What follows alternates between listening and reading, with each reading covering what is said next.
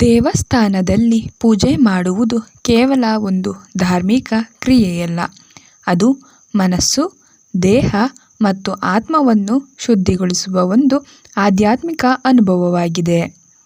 ನಾವು ದೇವರ ಮುಂದೆ ನಿಂತು ಪ್ರಾರ್ಥನೆ ಮಾಡುವಾಗ ನಮ್ಮ ಮನಸ್ಸು ಸಂಪೂರ್ಣವಾಗಿ ಭಕ್ತಿಯಲ್ಲಿ ಲೀನವಾಗಿರುತ್ತದೆ. ಆದರೆ ಪೂಜೆ ಮುಗಿದ ತಕ್ಷಣವೇ ಹೊರಗೆ ಹೋಗುವುದು ಸರಿಯಾದ ವಿಧಾನವಲ್ಲ ಎಂದು ಶಾಸ್ತ್ರಗಳು ಮತ್ತು ಹಿರಿಯರು ಹೇಳುತ್ತಾರೆ. ಪೂಜೆ ಮುಗಿಸಿದ ನಂತರ ಕನಿಷ್ಠ 5 ನಿಮಿಷ ದೇವಾಲಯದಲ್ಲೇ ಶಾಂತವಾಗಿ ಕುಳಿತುಕೊಳ್ಳುವುದು ಅತ್ಯಂತ ಮಹತ್ವದ್ದಾಗಿದೆ. ಈ ಸಣ್ಣ ಅಭ್ಯಾಸದ ಹಿಂದೆ ಆಧ್ಯಾತ್ಮಿಕ, ಮಾನಸಿಕ ಮತ್ತು ವೈಜ್ಞಾನಿಕ ಕಾರಣಗಳಿವೆ. 1. ದೈವಿಕ ಶಕ್ತಿಯನ್ನು ಸ್ವೀಕರಿಸಲು ಸಮಯ ಬೇಕು.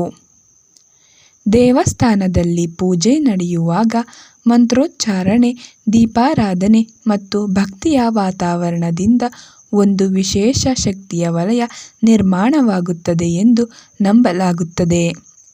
ಈ ಶಕ್ತಿ ತಕ್ಷಣವೇ ನಮ್ಮ ಮನಸ್ಸಿನಲ್ಲಿ ಸ್ಥಿರವಾಗುವುದಿಲ್ಲ. ಪೂಜೆ ಮುಗಿದ ನಂತರ 5 ನಿಮಿಷ ಶಾಂತವಾಗಿ ಕುಳಿತುಕೊಂಡರೆ ಆ ದೈವಿಕ ಶಕ್ತಿ ನಮ್ಮ ಮನಸ್ಸು ಮತ್ತು ದೇಹದಲ್ಲಿ ನಿಧಾನವಾಗಿ ಹೀರಿಕೊಳ್ಳುತ್ತದೆ. ಇದರಿಂದ ಮನಸ್ಸಿಗೆ ಶಾಂತಿ ಮತ್ತು ಆತ್ಮಕ್ಕೆ ತೃಪ್ತಿ ದೊರೆಯುತ್ತದೆ. 2. ಮನಸ್ಸಿನ ಏಕಾಗ್ರತೆ ಸ್ಥಿರಗೊಳ್ಳಲು. ಪೂಜೆ ಸಮಯದಲ್ಲಿ ನಾವು ದೇವರ ಮೇಲೆ ಸಂಪೂರ್ಣ ಏಕಾಗ್ರತೆಯಿಂದ ಇರುತ್ತೇವೆ.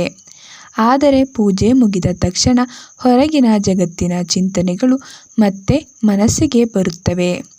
5 ನಿಮಿಷ ಕುಳಿತುಕೊಳ್ಳುವುದರಿಂದ ಆಧ್ಯಾತ್ಮಿಕ ಏಕಾಗ್ರತೆ ನಿಧಾನವಾಗಿ ಸ್ಥಿರವಾಗುತ್ತದೆ. ಇದು ಮನಸ್ಸನ್ನು ಅಸ್ಥಿರತೆಯಿಂದ ಶಾಂತಿಯ ಕಡೆಗೆ ಕರೆದೊಯ್ಯುತ್ತದೆ. ಈ ಅಭ್ಯಾಸವು ದಿನನಿತ್ಯದ ಜೀವನದಲ್ಲಿಯೂ ಏಕಾಗ್ರತೆಯನ್ನು ಹೆಚ್ಚಿಸಲು ಸಹಾಯ ಮಾಡುತ್ತದೆ. 3. ಪ್ರಾರ್ಥನೆಯ ಪರಿಣಾಮವನ್ನು ಒಳಗೊಳ್ಳಲು. ನಾವು ದೇವರಿಗೆ ಮಾಡಿದ ಪ್ರಾರ್ಥನೆಗಳು, ಸಂಕಲ್ಪಗಳು ಮತ್ತು ಮಂತ್ರಗಳು ತಕ್ಷಣವೇ ಫಲ ನೀಡುವುದಿಲ್ಲ. ಅವು ಮನಸ್ಸಿನ ಆಳದಲ್ಲಿ ನೆಲೆಸಬೇಕು. ಪೂಜೆ ನಂತರ ಶಾಂತವಾಗಿ ಕುಳಿತುಕೊಳ್ಳುವುದರಿಂದ ನಾವು ಮಾಡಿದ ಪ್ರಾರ್ಥನೆಗಳು ನಮ್ಮ ಅಂತರಂಗದಲ್ಲಿ ಗಾಢವಾಗಿ ನೆಲೆಸುತ್ತವೆ. ಇದರಿಂದ ಆತ್ಮವಿಶ್ವಾಸ ಹೆಚ್ಚುತ್ತದೆ ಮತ್ತು ಜೀವನದಲ್ಲಿ ಸಕಾರಾತ್ಮಕ ಬದಲಾವಣೆಗಳು ಕಾಣಿಸಿಕೊಳ್ಳುತ್ತವೆ. 4. ಉಸಿರಾಟ ಮತ್ತು ದೇಹದ ಶಾಂತಿ. ಪೂಜೆ ಸಮಯದಲ್ಲಿ ನಾವು ದೀಪ, ಧೂಪ ಮತ್ತು ಜನಸಂದಣಿಯ ನಡುವೆ ಇರುತ್ತೇವೆ. ಇದರಿಂದ ದೇಹ ಸ್ವಲ್ಪ ಶಾಂತವಾಗಿರಬಹುದು.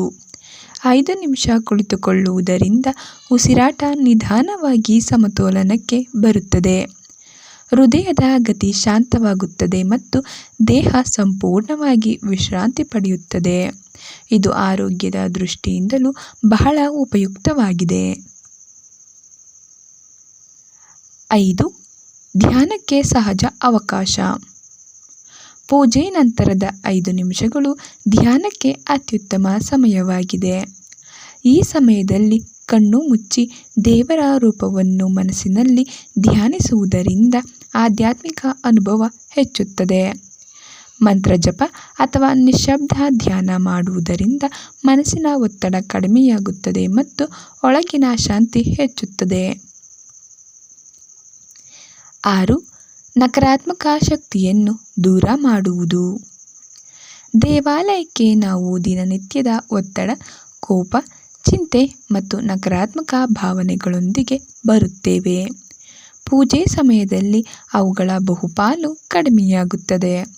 ಆದರೆ ಸಂಪೂರ್ಣವಾಗಿ ನಿವಾರಣೆಯಾಗಲು ಸ್ವಲ್ಪ ಸಮಯ ಬೇಕಾಗುತ್ತದೆ. 5 ನಿಮಿಷ ಶಾಂತವಾಗಿ ಕುಳಿತುಕೊಳ್ಳುವುದರಿಂದ ಆ ನಕಾರಾತ್ಮಕ ಶಕ್ತಿಗಳು ಸಂಪೂರ್ಣವಾಗಿ ದೂರವಾಗುತ್ತವೆ ಮತ್ತು ಮನಸ್ಸು ಹಗುರವಾಗುತ್ತದೆ. 7. ಕೃತಜ್ಞತೆಯ ಭಾವನೆ ಬೆಳೆಯಲು. ಪೂಜೆ ಮುಗಿದ ನಂತರ ದೇವರಿಗೆ ಕೃತಜ್ಞತೆ ಸಲ್ಲಿಸುವುದು ಅತ್ಯಂತ ಮುಖ್ಯ. ನಾವು ಪಡೆದ ಆಶೀರ್ವಾದಗಳು, ಜೀವನದ ಸೌಭಾಗ್ಯಗಳು ಮತ್ತು ಶಾಂತಿಗಾಗಿ ದೇವರಿಗೆ ಧನ್ಯವಾದ ಹೇಳುವ ಸಮಯ ಇದು. ಈ 5 ನಿಮಿಷಗಳಲ್ಲಿ ಕೃತಜ್ಞತೆಯ ಭಾವನೆ ಮನಸ್ಸಿನಲ್ಲಿ ಗಾಢವಾಗುತ್ತದೆ. ಕೃತಜ್ಞತೆಯ ಮನೋಭಾವವು ಜೀವನದಲ್ಲಿ ಸಂತೋಷವನ್ನು ಹೆಚ್ಚಿಸುತ್ತದೆ. 8. ವೈಜ್ಞಾನಿಕ ದೃಷ್ಟಿಕೋನ. ವೈಜ್ಞಾನಿಕವಾಗಿ ನೋಡಿದರೆ ಧ್ಯಾನ ಮತ್ತು ಶಾಂತ ಕುಳಿತುಕೊಳ್ಳುವುದು ಮೆದುಳಿನ ಅಲ್ಪ ತರಂಗಗಳನ್ನು ಹೆಚ್ಚಿಸುತ್ತದೆ. ಇದು ಮನಸ್ಸನ್ನು ಶಾಂತ ಮತ್ತು ಸ್ಥಿರವಾಗಿರಿಸುತ್ತದೆ. ಪೂಜೆಯ ನಂತರ ತಕ್ಷಣ ಚಟುವಟಿಕೆಗೆ ಹೋಗುವುದರಿಂದ ಮೆದುಳು ಅಸ್ಥಿರವಾಗಬಹುದು. ಆದರೆ 5 ನಿಮಿಷ ವಿಶ್ರಾಂತಿ ನೀಡುವುದರಿಂದ ನರಮಂಡಲ ಸಮತೋಲನಕ್ಕೆ ಬರುತ್ತದೆ ಮತ್ತು ಒತ್ತಡ ಕಡಿಮೆಯಾಗುತ್ತದೆ. 9. ಆತ್ಮ ಸಾಕ್ಷಾತ್ಕಾರದ ಕಡೆ ಒಂದು ಹೆಜ್ಜೆ. ಆಧ್ಯಾತ್ಮಿಕ ದೃಷ್ಟಿಯಿಂದ ದೇವಾಲಯದಲ್ಲಿ ಕುಳಿತುಕೊಳ್ಳುವುದು ನಮ್ಮ ಒಳಗಿನ ಆತ್ಮವನ್ನು ಅರಿಯಲು ಸಹಾಯ ಮಾಡುತ್ತದೆ. ಈ 5 ನಿಮಿಷಗಳಲ್ಲಿ ನಾವು ಹೊರಗಿನ ಜಗತ್ತಿನಿಂದ ಒಳಗಿನ ಜಗತ್ತಿಗೆ ತಿರುಗುತ್ತೇವೆ. ಇದು ಆತ್ಮ ಸಾಕ್ಷಾತ್ಕಾರದ ಕಡೆ ಒಂದು ಸಣ್ಣ ಆದರೆ ಮಹತ್ವದ ಹೆಜ್ಜೆಯಾಗಿದೆ. 10. ದಿನನಿತ್ಯ ಜೀವನಕ್ಕೆ ಶಾಂತಿ ತರಲು. ಈ ಅಭ್ಯಾಸವನ್ನು ಪ್ರತಿದಿನ ಅನುಸರಿಸಿದರೆ ಜೀವನದಲ್ಲಿ ಶಾಂತಿ ಮತ್ತು ಸಮತೋಲನ ಹೆಚ್ಚುತ್ತದೆ. ದೇವಾಲಯದಲ್ಲಿ ಕಲಿತ ಶಾಂತ ಮನೋಭಾವವನ್ನು ನಾವು ಮನೆ, ಕೆಲಸ ಮತ್ತು ಸಮಾಜದಲ್ಲಿಯೂ ಅನುಸರಿಸಬಹುದು. ಇದರಿಂದ ಸಂಬಂಧಗಳು ಉತ್ತಮವಾಗುತ್ತವೆ ಮತ್ತು ಜೀವನದಲ್ಲಿ ಸಕಾರಾತ್ಮಕತೆ ಹೆಚ್ಚುತ್ತದೆ. ಕೊನೆಯದಾಗಿ ಹೇಳುವುದಾದರೆ, ದೇವಸ್ಥಾನದಲ್ಲಿ ಪೂಜೆ ಮುಗಿಸಿದ ನಂತರ 5 ನಿಮಿಷ ಶಾಂತವಾಗಿ ಕುಳಿತುಕೊಳ್ಳುವುದು ಒಂದು ಸಣ್ಣ ಅಭ್ಯಾಸವಾದರೂ ಅದರ ಪರಿಣಾಮ ಬಹಳ ದೊಡ್ಡದು.